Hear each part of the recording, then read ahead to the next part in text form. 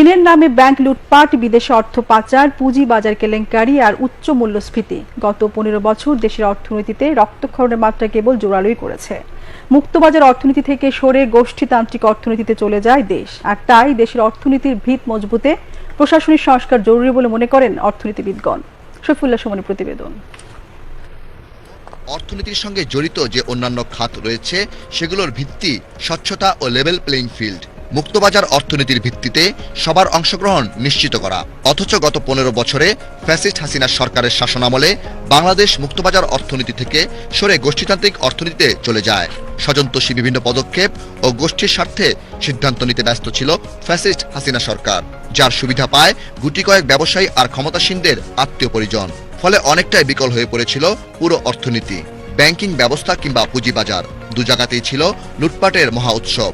সেই সঙ্গে বিচারহীনতার সংস্কৃতি দেশের অর্থনীতিকে পঙ্গু করে দেয়। অর্থনীতিবিদ ও বিশ্লেষকদের মতে অর্থনীতি আর আর্থিক খাতের পুনর্গঠনে তাই প্রশাসনিক সংস্কারের দিকে সবচেয়ে বেশি গুরুত্ব দেওয়া জরুরি। সেই সঙ্গে ব্যবসায়িক সিন্ডিকেট ও বাজার মনিটরিংয়ে জিরো টলারেন্স নীতি গ্রহণের কথাও বলেন অর্থনীতিবিদগণ। অবশ্যই আমাদের যে নীতিমালাগুলো আছে সেগুলো এখন আসলে আবার যাচাই বাছাই করা এবং এটাকে সংশোধন করা, যেইভাবে আসলে এই বোর্ডগুলো গঠিত হওয়া উচিত আসলে সেই সঠিক ব্যক্তি যেন সেই বোর্ডগুলোতে যায় সেটা আসলে আমাদেরকে নিশ্চিত করতে হবে। এবং বোর্ডগুলোতেও কিন্তু সঠিক ব্যক্তিকে আসলে নিয়োগ দিতে হবে। শুধু নিয়োগ দিলে হবে না, সে যেন তার কাজটা সঠিকভাবে করতে পারে সেই পরিবেশও তৈরি করতে হবে।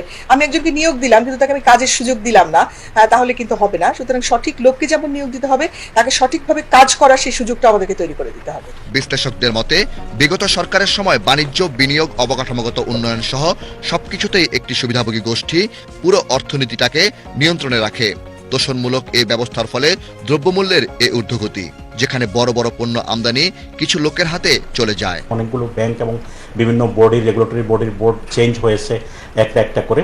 আমি মনে করি এটা একটা গুরুত্বপূর্ণ বিষয়, কারণ আমরা যখন পলিসি মেকিং করি অথবা ডিসিশন ডিরেক্ট করি, সেখানে যদি গ্যাপ থাকে, সেখানে যদি সিনার্জি না থাকে, তাহলে কিন্তু এটার প্রতিফলন মাঠ পর্যায়ে কিন্তু খারাপ আসবে। আগামী দিনের জন্য যোগ্য লোক, টেকনিক্যালি সাউন্ড লোক, অনলি রাজনৈতিক বিবেচনায় লোকজনকে না বসিয়ে যারা যে কাজের জন্য যোগ্য তাদেরকে যেন সেই কাজের জন্য বসানো হয়, সেটা খুবই গুরুত্বপূর্ণ। টেকসই ও গতিশীল অর্থনীতির ভিত্তি স্থাপনে আর্থিক খাতগুলোতে সুশাসন ফিরিয়ে আনা ও বিচারহীনতার সংস্কৃতি থেকে বেরিয়ে আসার তাগিদ অর্থনীতিবিদ ও বিশ্লেষকদের।